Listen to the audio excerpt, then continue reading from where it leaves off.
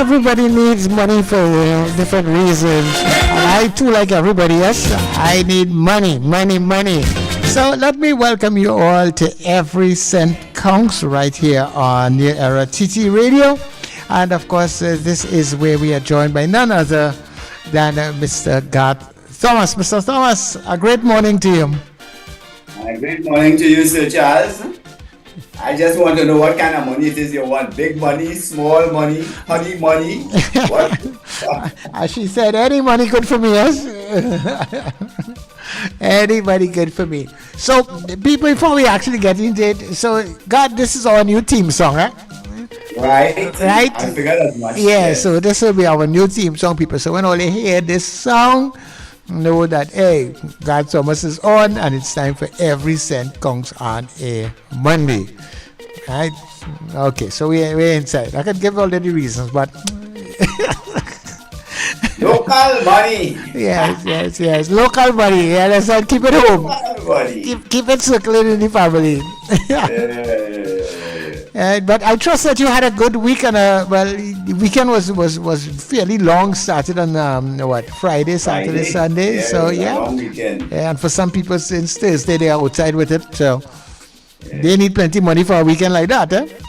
Well, I didn't have to spend plenty because I decided I was home for the most of the weekend because I'm hearing some funny noises coming from my car, and I decided that I will keep my tail quiet until I get it investigated. According to Sprang along. Yes. I have to get some investigating from my mechanic. And I had no appetite of being shut down somewhere. Wash away. On a long holiday weekend. Yeah, that is not such a good thing. So if you're not sure, stay home base. Yeah, it was good. Okay, no problem. Good. So what are we about today?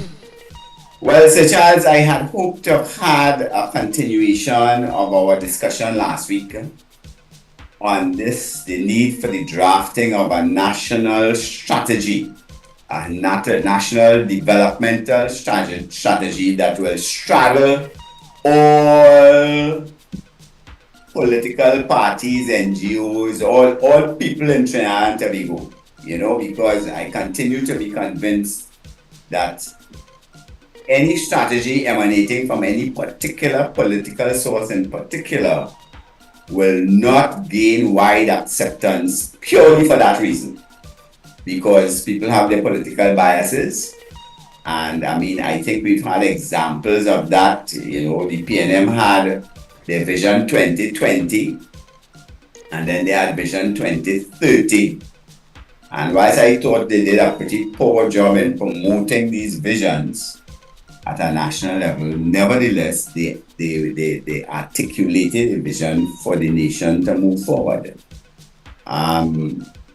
If the current administration articulates a developmental strategy, it will have their bias, and there are people who will not engage with it purely for that reason. So if you're going to have a true national developmental strategy, it has to straddle all political parties. It can't emanate from a party. It has to be a truly national, which is a challenge, and I've offered some suggestions for that. That is a real challenge, Gart, because while it sounds pretty good, it is necessary because you see, in the absence of that, we're going to keep having these 5-year manifestos with high-sounding, vacuous promises that take us in no particular direction. Yeah, but the thing about it is that we have 60 years old now, such a... And that is it. And since we started, this year is 63 years of independence, how many years of republicanism, and all those different things. But that kind of coming together at that level has never happened. But it needs to happen. And you see, such as it cannot be a high-sounding economic document filled with all kinds of highly economic terms and stuff that the average man in the street can't deal with them. Yes, it must be a strategy that every Trinidadian could look at, make an evaluation on it, because the intelligence is there. Such as we are very intelligent people, you know. We may not be a highly educated people, but you have to make a significant difference between education and intelligence. Intelligence is innate, education is acquired. And we all know that education, the way how the curricula, etc. for education is structured, it is structured with particular biases. So even those among us who are educated have been influenced by a particular kind of bias. So I don't want to get into that, but the point is that I am making the call that there is a need for the articulation of a national strategy for development that every Trini can buy into, can understand what their responsibility is, that it will give each person something that when they wake up every morning, things that they can do to contribute to this onward movement. And people say that, that's a pie in the sky that is dreaming, but such as if we do not do the work, and I understand it's a huge task, but we have to do the work to articulate that and to get buy-in from at least the majority of the population. Because in the absence of that, we continue to live bound by myopia, short-sightedness, and short-sightedness not going to take us forward. I mean, I like the idea and I support the idea, but I just can't see it happening with the way how things have been going. Well, I'm hoping that as a result of our discussion, if as a result of this program, we initiate discussions at all kinds of levels throughout the society relative to the creation of such a plan, then, psychological momentum will be built. And if people are focused on it, it will be brought into being. And therefore, my discussion last week with Nazir Sultan was geared in that particular direction. He's traveling and can't make it today, but he will be, when he comes back later in the month, we will talk again. Next week, however, I have somebody else lined up, and we will talk. That is Dr. Lennox Seeley, organizational consultant with over 35 years experience, and we'll have the same discussion relative to that and get his point of view. And after that, I will have other people as well to come in and give us their 2 cents or 5 cents or 25 cents, however you want to take it. Yeah. Because I think it is a discussion that must be had, and we have an opportunity to have that, to engage and to initiate that discussion and see where it goes. Because it's as if we throw up our hands and say, well, what we gonna do? Yeah. Well, I'm not. Response. Yeah, I'm not throwing up my hands in to say that, but I'm just recognizing it will take.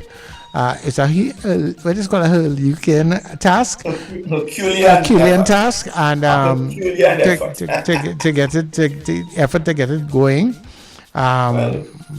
In the meantime, I think each individual, when they're here, will have to really try and do their best right now. Well, I would like to change the vocabulary a little bit, because when we talk about a Herculean effort, that's a classic way that we have been enslaved with this idea that it's the Greeks that were responsible for civilization. That's just one of the little clever ways that they keep our minds linked to. It is the Greeks that brought civilization, and you and I know that ain't true. All right? So maybe we should invent a word such as, maybe we should call it the Shakazulian effort. Even that you're going to get pushback.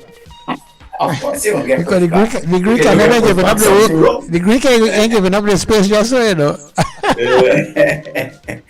Yes, but such as I wanted to, I keep, and I will, there are things that I will keep saying, because it is not enough to say something once. when you say something once, no matter how important and valid it may be, it gets lost in the mass of information that is growing ever larger with every passing day, and with the occurrence of AI and the internet and all of the social media platforms and stuff. So Charles, is a real work right now to determine what is accurate information and what is just some kind of a deceptive scam that somebody is putting out there for some mischief. It is becoming more and more difficult to distinguish the two, because you see some headlines and you say, that is so. When you check it out, it's some they're just trying to get your attention because they want more likes and followers, and that is sad, but it's part and parcel of our quote unquote development as the human race. But such as I wanted to focus this morning on a law, because and actually I don't want to even use the term law. I want to use the term principle. Yes, because principles are enduring. Principles are unchanging. There is a saying that is very often quoted, quite blithely, that the only thing that is constant is change. I'm sure you have heard that statement. All the time. Most people agree with that statement, that the only thing that is constant is change. So Charles, that has a measure of truth in it, like so many other deceptive statements. Is always a measure of truth. Of course, change is constant. There's no question about that. Every morning you wake up, change is constant. All right? Things that you used to do a particular way yesterday, suddenly it changed. There's a different way. There's a different approach. Even laws change, Sir Charles. And you all were just discussing the whole stand your ground law and so on. Yes? So even laws change, but change is constant. That is indisputable. Change is constant. But change is not the only constant. So Charles, see how that one word changes the whole picture? All right? It is not the only constant. And if you say, God, what else is constant besides change? And I say, I just gave it to you. Principles are constant, Sir Charles. Principles, they're not changing. If Adam threw an apple in the air in the Garden of Eden, it was going to fall back down, Yeah. It wouldn't head for outer space. Why? Because there's a principle called gravity. And Sir Charles, gravity has not changed. Gravity is there. It is a principle. And in an uncertain world, you need to be able to have some anchors, Sir Charles. You need to have some stuff that you is there, whether you can see it or not. Because you can't see the principle of gravity. You can see its effect, because if you stepped off of a tall building, you will fall down. If you miss your step on the stairs, you will fall down. You wouldn't fall up, Sir Charles. No. People don't fall up. You just fall down, because gravity is there. You can't see it, but it is there. And not only is it there, but it affects everybody the same way. And it behaves the same way constantly and consistently. So it is a principle, it is there, it is immutable, it can be relied on. And Sir Charles, I want to talk about a principle this morning that everybody should really try to wrap their minds around and learn how to apply. Very important. Knowledge, they say knowledge is power, but that is not a true statement. That it is the application of knowledge that is power. It is when you learn to apply knowledge that power and energy is generated. So it is not enough to say that I know this principle exists. You have to engage the principle. You have to see how you can put it into practice to benefit from it. So the principle I want to talk about this morning, Sir Charles, is the principle of compounding. Yes?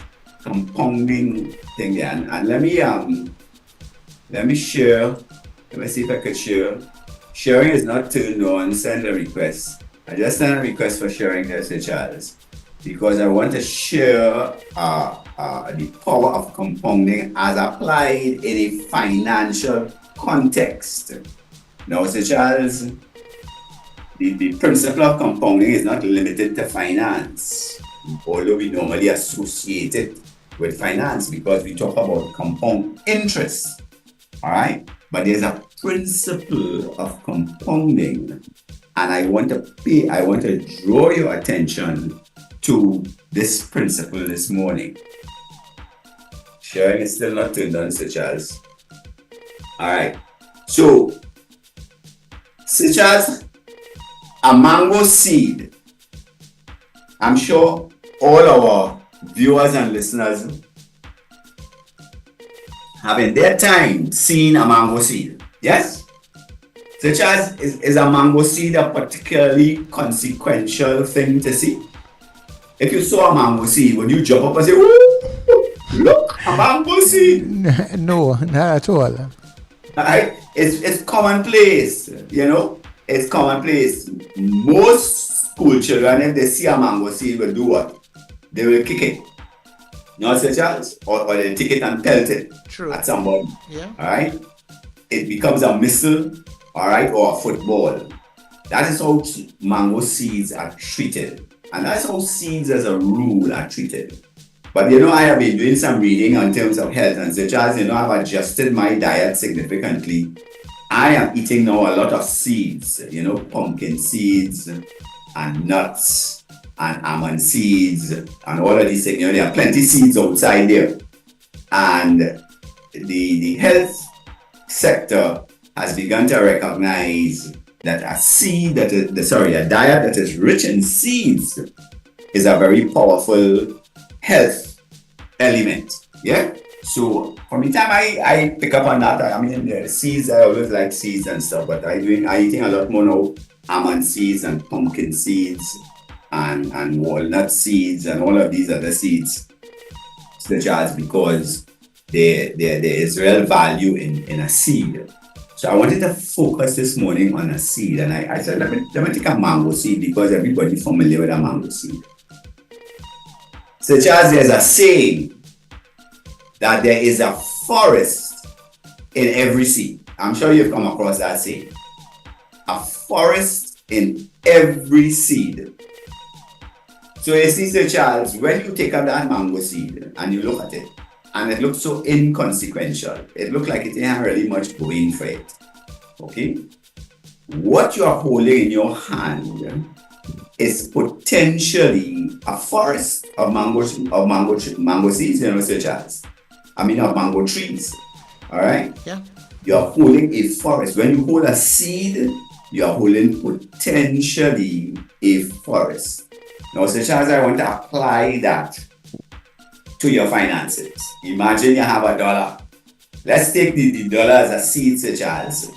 If we recognize that every dollar is a seed, and technically, if you use it correctly, that dollar can produce millions.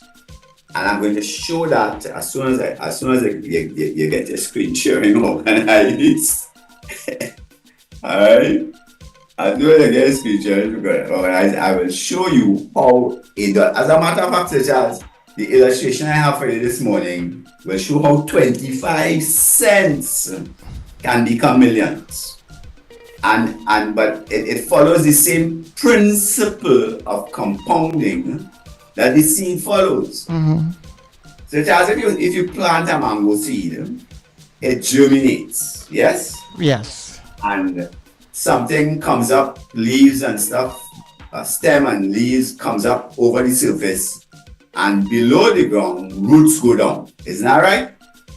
Over time, that seed becomes a tree. And over time, the tree will begin to bear fruit. Now, when the tree begins to bear fruit, Sir Charles, it don't bear one or two mangoes, you know. It bear bunches of mangoes. It bear hundreds of mangoes. Yes? Now, Sir Charles, if when the tree bears the mangoes, those hundreds of mangoes, maybe even in its lifetime, thousands of mangoes, every one of the mangoes that that tree bears has a seed in it. Yes? You don't get seedless mango. I mean, they make seedless grapes with. They have tinkered with this with the grapes, and now you can get seedless grapes. So, such as I have no use for a seedless grape. It's easier to eat with than the normal grape. But you see me, I understand from medical research that grape seeds are very useful to be consumed. All right. And these GMOs that take the seeds, the life out of a fruit, that's another talk. I didn't want to go down that road, but I want nothing, as they say, as we say here in Trinidadianese, I want nothing to do with them GMO thing. All right? These seedless things that lifeless, that cannot reproduce. Eh? Leave me out of that. Anyhow, let me not run down that street. I am just saying, in the normal course of things, every mango that mango tree bears will have a seed. And every seed in every one of those mangoes has the potential, listen to the word, that has the potential to become a forest. So, Sir Charles, if somebody took it and had the patience, Sir Charles, listen to that word. Patience, you see, because this is not about an overnight forest, Sir Charles. Right. This forest is going to take time. Not only is it going to have to take time, but from the get-go, the seed has to receive proper attention and nutrition. It has to be planted and hopefully in fertile soil where it can generate, where it can absorb nutrients that will enable growth. And then it has to be watered and tended over a period of time, Sir Charles, before it can become a tree. And even after it has become a tree, and it has to be pruned and stuff like that, if it is going to bear the maximum amount of mangoes. But get the point I'm making here, that even though the seed in itself is inconsequential in appearance, nevertheless, it has the potential to become a forest. And if the right activity is engaged by whoever owns that seed, it will bear fruit. A lot of patience is required because it's not going to bear fruit overnight. It's not going to become a tree overnight. It's going to take some time. And Sir Charles, initially you just have one mango tree bearing fruit in season. Yes. Yes. And now you have to have the work. Listen to me, Sir Charles. Work is involved. Because it ain't going to happen just so. Say that again. Huh? Say that again. Right. It ain't going to happen just so. You have to work. So work, and not just haphazard work, but very carefully structured work initiatives. Alright? Must be engaged. And when that happens, over a period of time, Sir Charles, that single seed that looks so very inconsequential can become a huge forest. Sir Charles, that is what is happening there is the compounding principle. All right? One seed gives rise to one tree. The tree bears fruit. Every one of the fruits has seeds. Those seeds are planted and nurtured, and with time, that one seed would have become a forest. Such as if we just apply that to our finances. If we apply that to our finances, we have sharing now. Okay, let me show you how it works out, Sir Charles, in terms of finances. Yeah? Let me see there. Okay. All right. You seeing it there now, Sir Charles? Yes, I am. Okay. All right. Now look, we're starting with 25 cents. You see right up here at the top, day one, 25 cents. Now this structure has some assumptions. And the basic assumption is that we're going to apply compound interest at the rate of 100% per term. Yes? So the 25 cents will become 50 cents. So how I like to put it, such as is, imagine Elon Musk or one of them boys come and they say to you, Sir Charles, I'm going to give you a choice, two options. You have to choose one between one of the two. First option is I will give you $1 million now in cash, US cash. I can give that to you one time now. That's your first option. Your second option is that I'm going to give you 25 cents now. And I will double its value every day for 30 days. Now, Sir Charles, you know, most people will say, give me the $1 million and let me come away. Alright? But look what happens. That such a decision will show how people financially illiterate and ignorant because they do not understand the power of compound interest. And here I'm showing here that you're starting with 25 cents on the first day. On day two, he doubles it. So you now have 50 cents. On day three, you have $1 because 50 by 2 is $1. On day, what is that day? Day 4 is now $2. Day 5, $4. Day 6, $8. You with me so far? Hello? Anybody there? Day 6 is $16. I know where's the charge one. Day 8, where we are? Day 7 is $16. Day 8 is $32 and so on. $64, day 9, $128. So if we go straight down to day what? Let's go down to day 20. At day 20, you would see that the 25 cents has now become $131,072. Let's go 5 more days down the line to day. Well, let's go 3 more days down the line to day 23.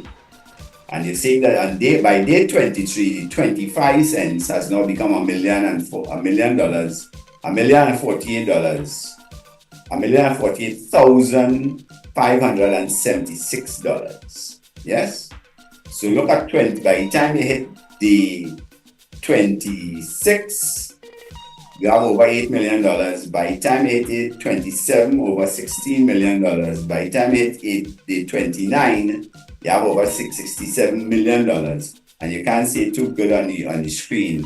But on day 30, you have over $154 million. Now, Sir Charles, that is compound interest. That's the power of compound interest. That's starting with as little as 25 cents.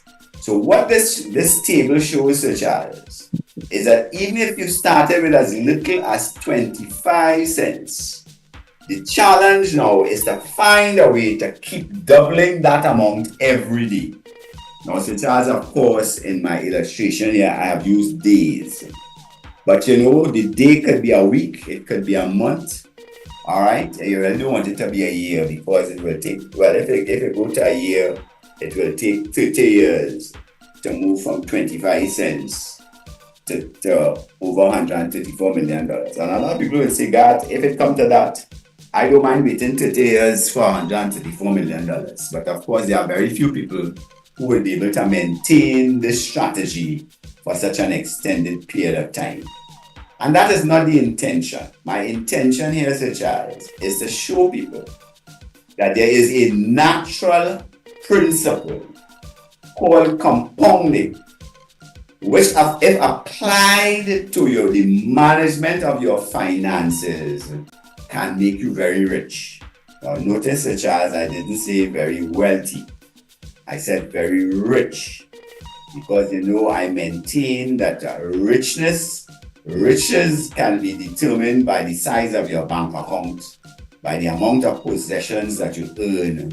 So when you look like guys like Michael Jordan and Shaquille O'Neal and them, they have garages with hundreds of cars, all kind of vintage cars and stuff like that. They have possessions, all right? They have riches.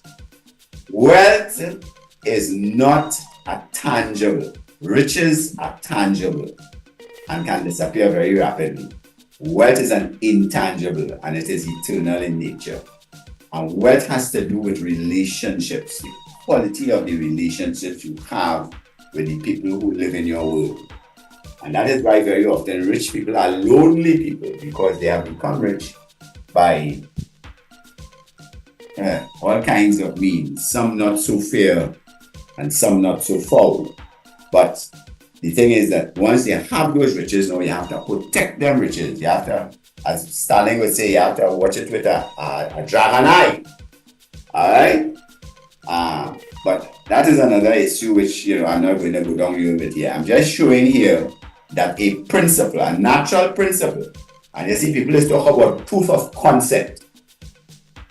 Charles, my proof of concept is that the seed, as innocuous as it looks, as inconsequential as it looks, the seed has the potential to become not just a tree, but a forest.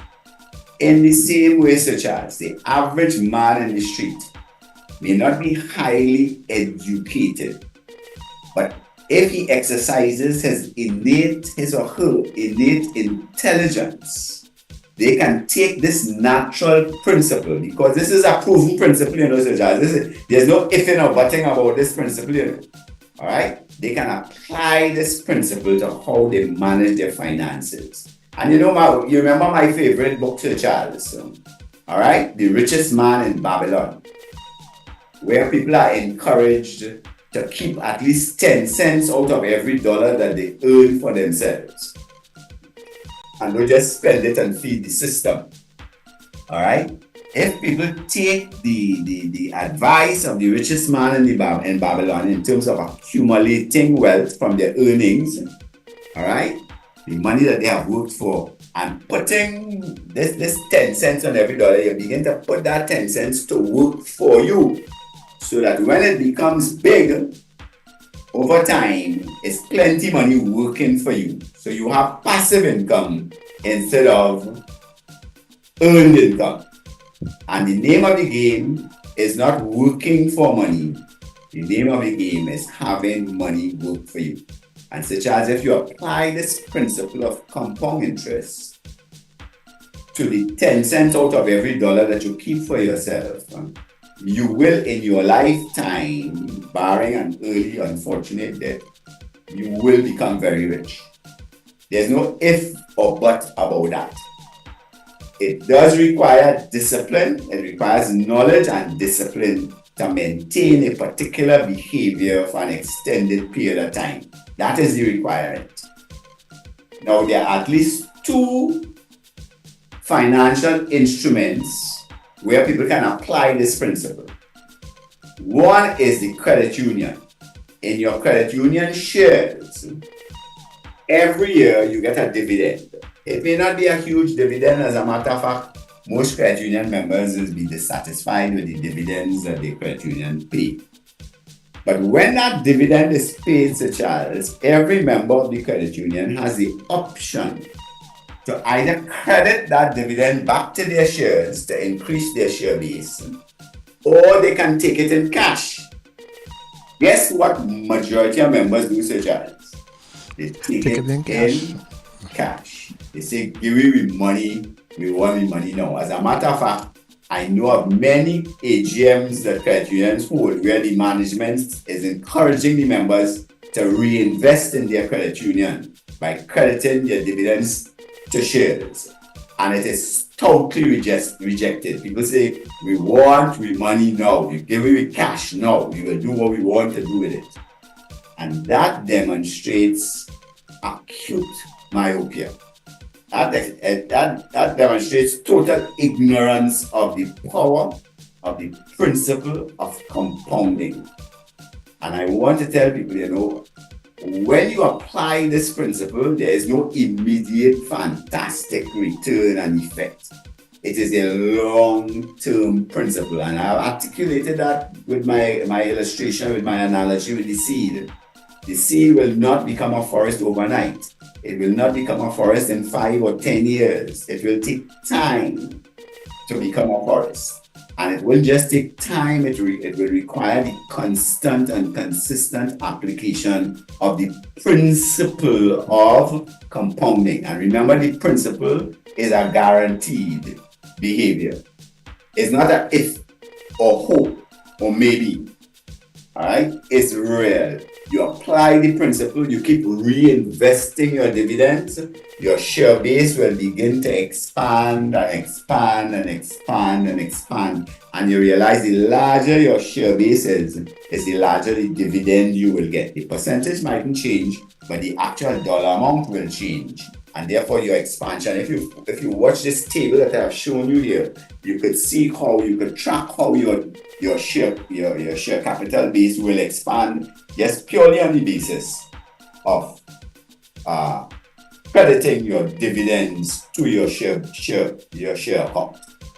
The same thing applies to your growth and income fund investment in the unit trust corporation and your TT dollar income fund in the unit trust, because both of those will allow for automatic reinvestment of your dividends and interest. And if you do that, you are putting an engine to work for you, which will not give you huge short-term gains, but it will impact positively and powerfully on your long-term financial planning.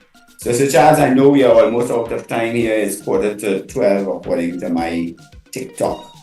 I'll be happy to stop and take some questions. All right, okay, no problem. We're here. I was just wrapping my mind around your chat, God. So people, call us at 281-1315. God is here with us, and it's every cent counts. And he has put out this very interesting chart, And so, Charles, if anybody wants this chart, if they contact me at 680-3185, 680-3185, WhatsApp me and say, I want the compound interest chart. And if you give me an email address, I will email the chart to you. Okay? So you can mull over it yourself. You can see that I have not done anything. I haven't tampered with the figures at all. It's just pure arithmetic going on here. Some money doubling at the rate of 100% per turn. Yes? And I'm not even saying per year, because the Charles, if it takes you one day to maybe 25 cents, 50 cents, yes, you're off and running. So you know what? I don't know what you can buy for 25 cents now. But the point is, you don't even have to use 25 cents. You can start with $1. All right? You can buy, how much did I mean to get in for $1 now, Sir Charles? Yeah. But I'm just saying, whatever the product, that people can select a product, buy some of it, put a markup on it. You might be able to get it sold at 100% markup, but you might be able to get it sold at a 50% markup or 25% markup. So whilst my illustration is based upon 100% markup, it is just an illustration of a principle.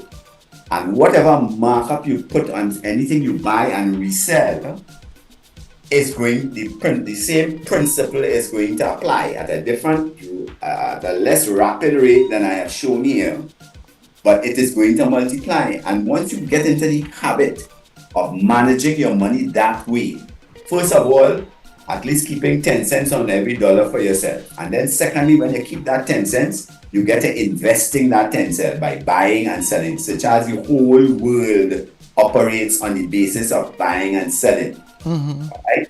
I mean, the big colonial countries like France and the USA and UK, they stiff things from Africa and then put up, thousands of percent on it and sell it back. Me ain't telling nobody to become a colonial imperialist. I am just saying that the people who know about money understands the power of compound interest. And if you don't have money, you need to understand it. And you mustn't just understand it, you must apply it. All right? Some segment of your money, apply it, and begin to see the thing go. Watch the seed become a forest. Okay. Great morning, caller. Oh God, a great morning, Sir Charles, a great morning, Mr. Gat. Oh God, Sir A great Charles, morning to you. boy? Yes. Oh God. So Mr. Gat, again, thank you. So Mr. Gat, I listen to you, right? You know that for example, when you look at our stores, right, operate on that principle, right? Right. The banks operate on that principle. That's right. Even now, you're seeing people, especially who a lot of people selling foreign use vehicle operating on the principle, right? That's right. And certain upcoming financial institution is operating on that principle, right? With the whole compound interest. So, and it is interesting again how could we, or how could individuals become financially Literate. well, not just a literate, right, but literate, yes. Active, But yeah, not yeah. just literate, because I could tell you something, It's as I just say something that is so right. You could have information, but it's only when you apply the information it becomes knowledge. It will work, and you find it have I find, Mr. God, a lot of people, I don't know what it is, right, to be financial literate, right? That is a burden, as they say. So some people would prefer take the $1 million now than to see the comfort and have the patience, because now, and I just say the benefit is not that you would see a whole lot of sort of returns, even when you do it the way, like how we say with the shares in the credit union, but going through and having the patience to do that, Sir Charles, is the process of starting generational wealth, because now you are able. And again, for me, this whole thing as saving and thing is because I had an aunt who used to save, like she used to put $2,550, and one day she said, boy, she had enough of a board house structure she had, and she said, you know what? At least with that 25 and a 50 on a once in a lifetime, she may pour $100. She said, you know what? Let me go and see how much money I have in the Eastern. At least I have a $5,000 to $8,000 to start, And to her surprise, when she went to Mr. Thomas, the amount of money she had in the credit union, she was shocked. So she was able to not only put on the foundation of the house, but even start to build the house, And I always, it's something that I always, and like you, I looking for avenues, as you say, and it's not big things there. I mean, it's are people buying and selling car. I'm Mr. Thomas. It's some people. It has amazed me.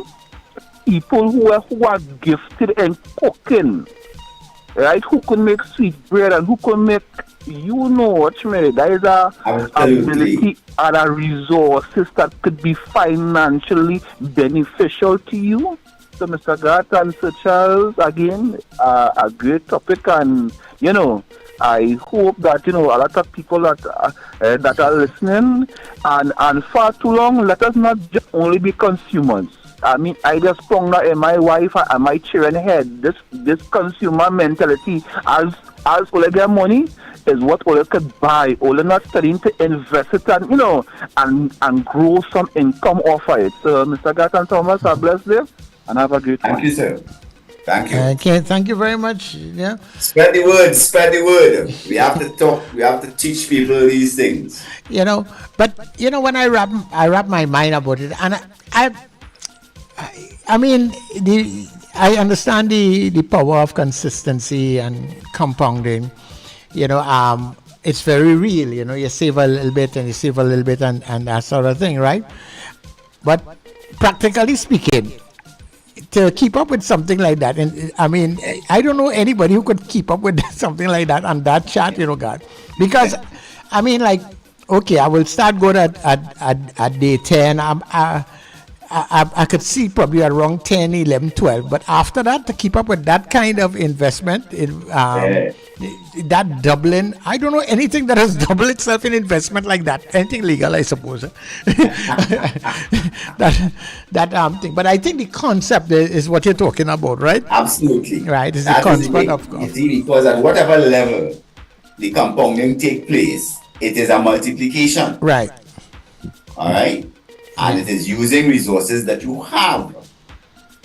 All right, to get what you want. And that is how, and you see the real challenge, as you quite rightly recognize, Charles, is the real challenge is one of discipline. It's about self-discipline. Yeah. So as far as I keep telling people, you see, self-discipline is the highest form of discipline. And if you're going to have mastery, self-mastery is the highest form of mastery. And the two things are related. Yes? Because, if you're not a master, Sir Charles, you know what you are. What are you? Alright? If you're not a master, you are a slave. Yeah. Okay. I understand. What it is, Brother Bob tell us. Yeah. Emancipate yourself from mental slavery. Yeah. None but ourselves can free our minds. Yeah, but I understand the concept because even small amounts saved or invested regularly, especially with good returns, let's say Yeah. 5-10% annually, can grow significantly over years. So I guess for me the takeaway from it. Junior who had responded, Sir Charles? What is that? Was it Junior who had spoken? Yes, it was. Yeah, all right. As Junior quite rightly recognized that people have talents. People could cook, people could sew, all right, and stuff like that. And if you buy ingredients in the grocery and you can make cakes or bakes or whatever, such as there is a market which is being taken advantage of. Most people go to work every morning without being able to sit down and have a good breakfast. Yeah, of course. All right. So it's when they're reaching work that they're running by. Yeah.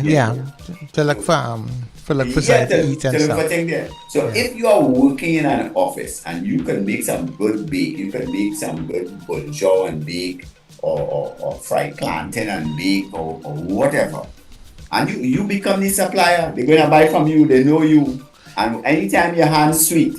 Yeah, anytime your hands sweet. And well. especially in places where you have a lot of people you're working. And you don't have to bust the throat with price. You could just do a little 25% or 50% markup on which represents your skill and time, all right, and the gas you use and everything else that you put out in terms of bringing the product to them. All right, that's what you are monetizing. You are monetizing your time and your skill and your patience and your determination. Those are the things you're monetizing. That's your markup.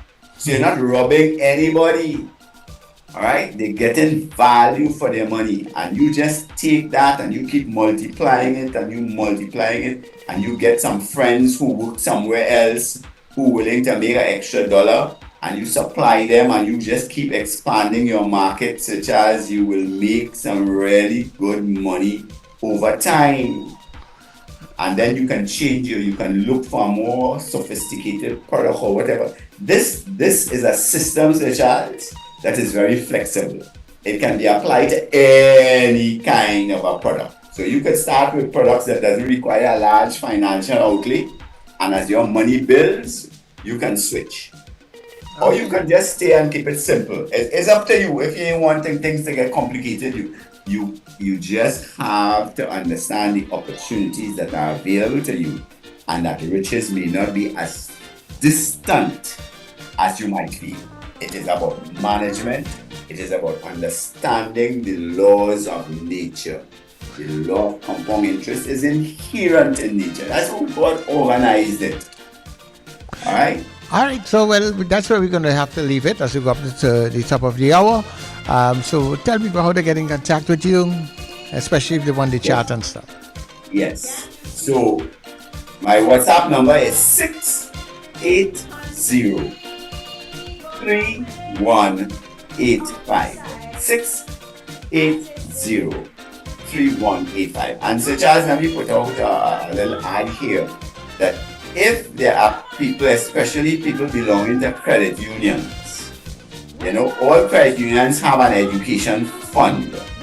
And so Charles, if there are any people from educations listening, from credit unions listening, and they're saying to themselves, boy, this would be good for the credit union to put on a seminar explaining these and other financial principles, they can contact me at 680-3185, and I will be happy to come and do this thing live, especially for credit unions, because these are people organizations, and these are people who, there's a benefit in it inherent for the credit union, because now more people will start to credit their dividends to shares rather than demanding cash.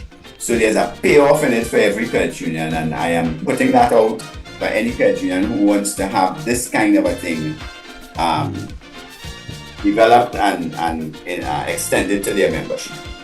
Okay, fine. Thank you very much, God. And of course, people, this has been Every Cent Counts right here on New Era TT Radio with God. Thomas, of course, next week, Monday, we'll do it all over again. So stay connected and stay tuned. Thank you very much, God. Okay. It's what you